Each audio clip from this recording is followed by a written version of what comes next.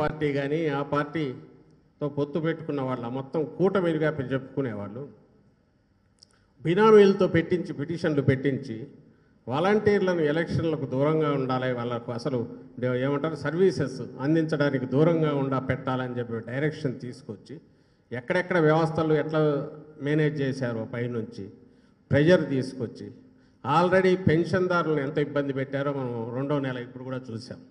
Last month ఈ month Chandrababu Naidu పెట్టలేకపోయాడు, అది ధైర్యం జాల్లా, ఎందుకంటే ప్రజలు చీ కొడతారని తన బినామీతో పెట్టించి ఆయనే పెట్టాడా అందరికీ తెలుసు.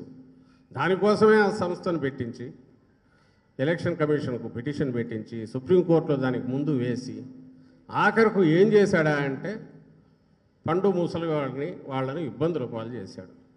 అంటే తాను వస్తే ఎట్లుంటుంది 14-19 మధ్య ఎండల్లో వాననక ఎండనక రోజు తరబడి వెయిట్ చేసి పంచాయతీ ఆఫీసుల చుట్టూ మండల ఆఫీసుల చుట్టూ తిరగాల్సిన పరిస్థితి ఏదైతే ఉందో అవ్వాతాతలకు, అది మళ్ళీ ఎన్నికలు అయిపోకముందే చూపించాడు. ఇదిగో నేను వస్తే ఇట్లుంటుంది, రాబోయే రోజులు నాకు మీరు ఓటేస్తే ఇంతటి సుఖం మీకు ఇస్తాను అని చెప్పి చూపించాడు.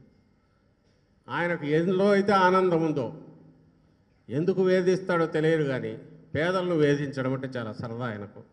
రాష్ట్రానికి చీడలాగా తయారయ్యాడు, రాష్ట్రాన్ని ఎంతగా నాశనం చేశాడు అనేది 14-19 మధ్య పూర్తిగా చూపించాడు. మళ్ళీ వస్తే ఎట్లుంటుందనేది ఆల్రెడీ పెన్షనర్ల విషయంలో చూపిస్తే ఈరోజు కొత్తది మళ్ళీ ఒకటి వచ్చింది.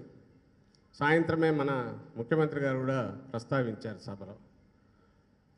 మనకు రావాల్సిన పథకాలు రెగ్యులర్ ఇస్తున్నవి, చేయూత, ఆసరా సౌకర్యమైంది, ఇంకా కొంచెం ఉంది, ఇన్పుట్ సబ్సిడీ రైతులకు సంబంధించింది, విద్యార్థులకు సంబంధించింది రెగ్యులర్గా ఇస్తున్నది విద్యా దీవెన,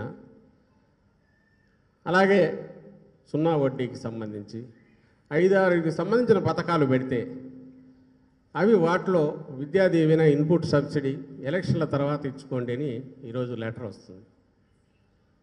ఇది ఎట్లా జరిగింది? పక్కన తెలంగాణలో వడగళ్ళ వానలకు సంబంధించిందండి, అమౌంట్ కొంచెమే, కానీ రైతులది అది రిలీజ్ చేసి